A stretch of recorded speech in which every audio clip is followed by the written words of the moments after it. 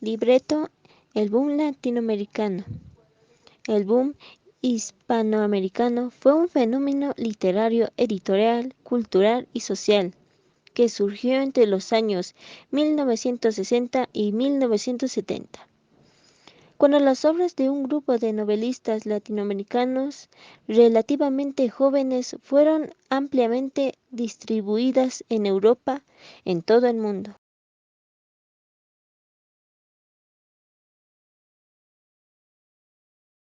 El boom se relaciona en particular con el colombiano Gabriel García Márquez, el argentino Julio Cortázar, el peruano Mario Vargas Llosa y el mexicano Carlos Fuentes.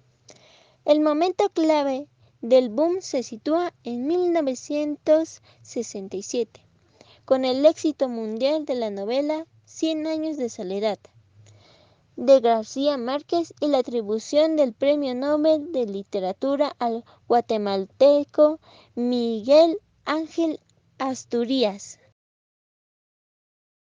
El éxito repentino de los autores del boom fue una gran parte debido al hecho de que sus obras se encuentran entre las primeras novelas de América Latina que se publicaron en Europa, concretamente por los editoriales españoles en Barcelona.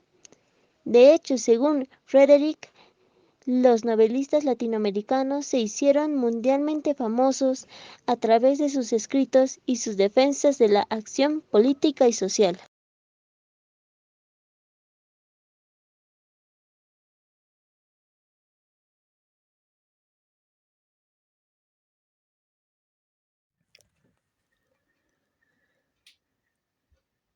La década de 1960 se caracterizó por una gran agitación social en toda América Latina, en un clima político, económico y diplomático fuertemente influido por el dinamismo de la Guerra Fría.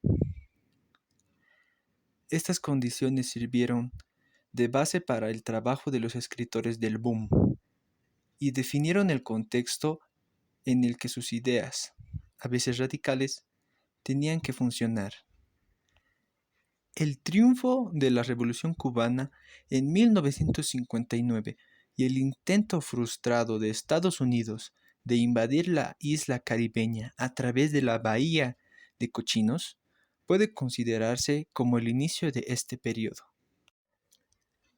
En el periodo comprendido entre 1950 y 1975 se produjeron cambios importantes en la forma que la historia y la literatura se planteaban en términos de interpretación y escritura.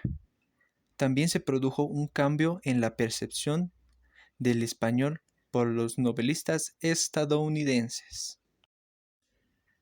La mayor atención prestada a los novelistas latinoamericanos y su éxito internacional en la década de 1960 fue el fenómeno que se conoció como el boom, lo que principalmente centró la atención del mundo sobre América Latina fue el triunfo de la Revolución cubana en 1959, que prometía una nueva era. El periodo de euforia por dicho acontecimiento se puede considerar como concluido cuando el 20 de marzo de 1971 el gobierno de Cuba endureció su política de partido y el poeta Heberto Padilla fue detenido a raíz del recital de poesía dado en la Unión de Escritores, donde leyó Provocaciones. Padilla fue arrestado junto a la poetista Belkis Köse-Mael, su esposa, desde 1967. Ambos fueron acusados por el Departamento de Seguridad de actividades subversivas contra el gobierno cubano. Su encarcelamiento provocó una reacción en todo el mundo, con las consiguientes protestas de conocidos intelectuales, entre los que figuraron varios escritores del hoy denominado boom latinoamericano. El furor sobre el caso de Padilla puso fin a la afinidad entre los intelectuales latinoamericanos y el mito de inspiración cubana. El caso de Padilla es considerado por algunos como el comienzo del fin Del auge del boom latinoamericano. Origen del boom latinoamericano. Aunque la mayoría de los críticos coinciden en que el boom comenzó en algún momento de 1960, hay ciertos desacuerdos en cuanto a la obra que debe ser considerada como la primera novela del boom. Para algunos, como Alfred MacAdam, sería Rayuela de Julio Cortázar en 1963, mientras que para otros prefieren La ciudad y los perros de Vargas Llosa, que ganó el premio Biblioteca Breve en 1962. Mientras que Fernando Alegría considera a Hijo de Hombre de Augusto Roa Bastos, que fue publicada en 1960 como la obra inaugural del boom, aunque como señala Shaw, podría remontarnos a 1949 con Hombres de Maíz de Miguel Ángel Asturias. Otro punto de partida podría ser El túnel de Ernesto Sabato en 1948 o El pozo de Juan Carlos Onetti en 1939. Sin embargo, los escritores del boom se declararon huérfanos y sin ningún modelo autóctono, atrapados entre su admiración por Faulkner, Proust, Joyce, Mann, Woolf, Kafka, Sartre y otros escritores europeos y su necesidad de tener una voz propia hispanoamericana, aunque rechazando a los más respetados escritores de Hispanoamérica, indigenistas, criollistas y mundonovistas. Antecedentes claros de este sentido fueron La señorita etcétera de 1922 de Arqueles Vela y Las lanzas coloridas publicada en 1931 de Arturo Usar Pietri, dos de las primeras novelas vanguardistas latinoamericanas. Los representantes más importantes del boom afirmaron que eran huérfanos de generación literaria, sin ningún padre latinoamericano de influencia. Sin embargo, reconocieron que debían gran parte de su innovación estilística a los vanguardistas. Aún hoy en día no se puede tener muy en claro cuál es la novela que originó el boom, pero sí está dicho que fue creada en algún momento de 1960, pero como podemos ver acá, hay obras mucho antes que esa, y aún muchos escritores están indecisos en cuál es la verdadera obra que comenzó el boom.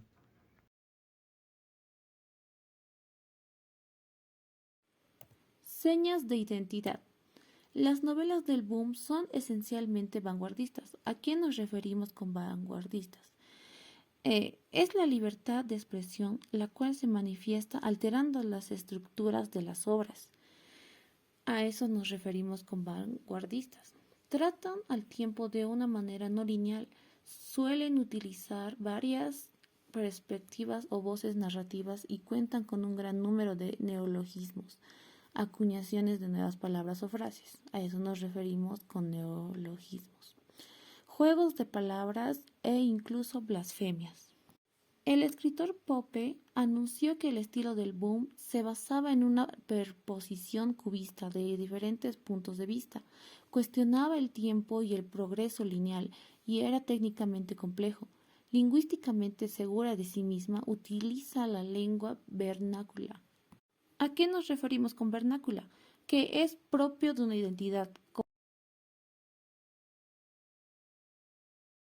Otras características notables del boom son el tratamiento de los escenarios rurales y urbanos, el internacionalismo, el énfasis tanto en la historia y la política, así como el cuestionamiento de identidad regional y nacional. La literatura del boom rompe las barreras entre lo fantástico y lo cotidiano, convirtiendo esta mezcla en una nueva realidad.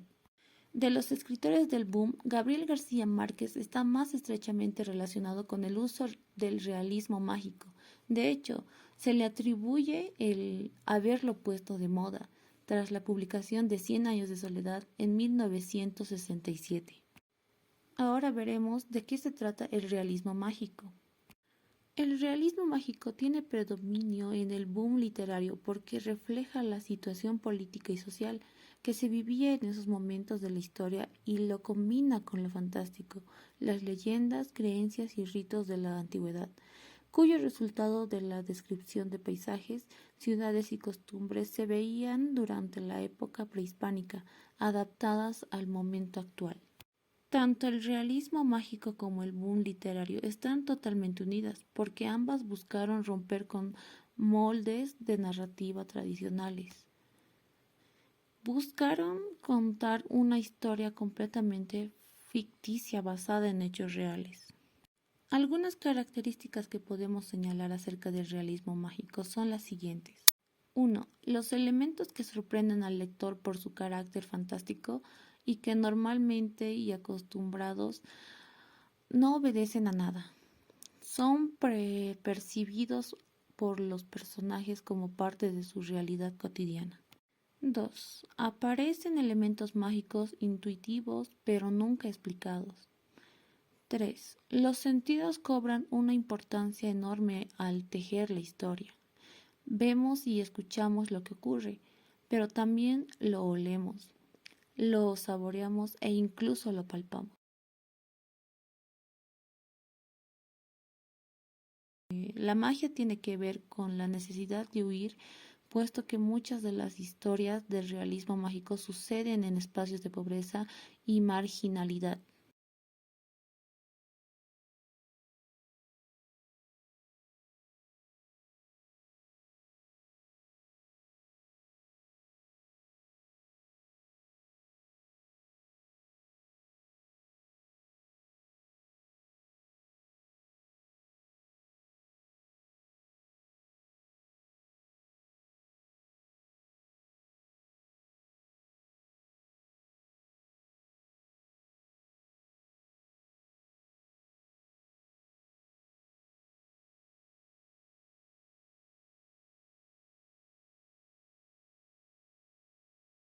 La magia tiene que ver con la necesidad de huir, puesto que muchas de las historias del realismo mágico suceden en espacios de pobreza y marginalidad. Tema artístico. Este tipo de obras no se sujeta estrictamente a las reglas científicas de la historiografía como una ciencia y por tanto puede prescindir del respeto a los acontecimientos, hechos e introducir elementos de ficción.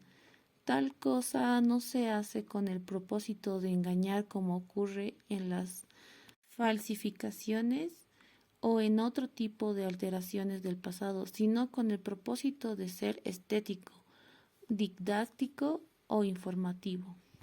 Un interés por la historia es otra característica de las novelas del periodo del auge. El paradigma de ello es la novela del dictador, donde las figuras y acontecimientos históricos fueron retratados de manera que las conexiones entre ellas y los acontecimientos contemporáneos en América Latina no podían ponerse en duda. Un ejemplo es el de Roa Bastos, Yo el Supremo, que representa en el siglo XIX la dictadura paraguaya de José Gaspar Rodríguez de Francia, pero fue publicado en el apogeo del régimen de Alfredo Stroessner.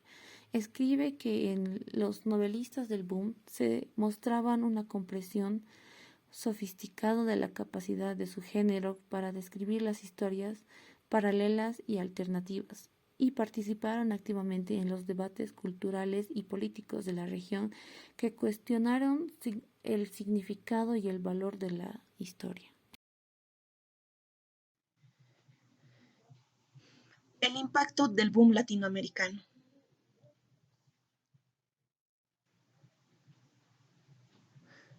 El boom latinoamericano tuvo un impacto inmediato, ya que cambió la forma en que la cultura latinoamericana fue vista en todo el mundo.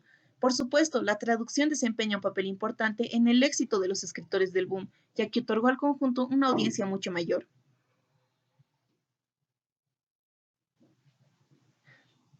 Es más, estos autores, en general bastante jóvenes, siguieron produciendo novelas durante 4 décadas, y el auge abrió la puerta a nuevos escritores de América Latina en el escenario internacional.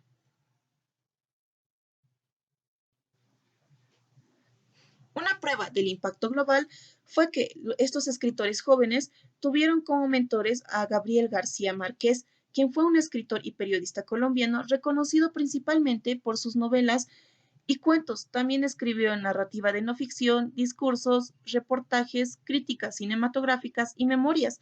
Fue conocido como Gabo y por sus amigos como Gabito. En 1982 recibió el Premio Nobel de la Literatura por sus novelas e historias cortas en las que lo fantástico y lo real se combinaban en un mundo ricamente compuesta de imaginación, lo que refleja la vida y los conflictos de un continente.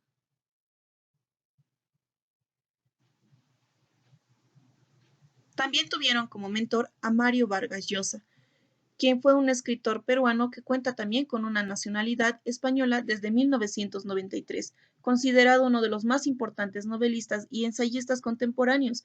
Sus obras han cosechado numerosos premios, entre los que destacan el Premio Nobel de la Literatura en el 2010.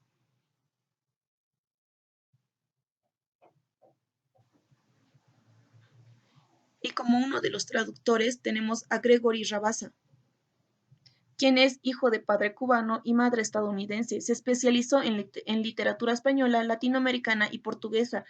Tradujo desde el español y el portugués. Se destacó por sus traducciones de Jorge Amado, Miguel Ángel Asturias, Juan Benet, Julio Cortázar, José Donoso y Gabriel García Márquez, entre otros.